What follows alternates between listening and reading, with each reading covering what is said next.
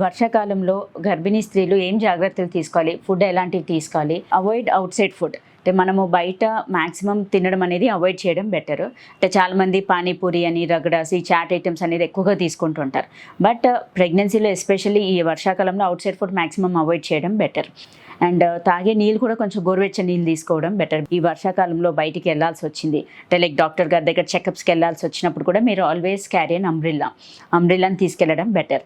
And ఒకవేళ పొరపాటున తడిచినా కానీ ఇంటికి రాంగ్లోనే వెంటనే క్లోత్స్ మార్చేసుకొని స్టీమ్ తీసుకోవడం బెటర్ ఆప్షన్.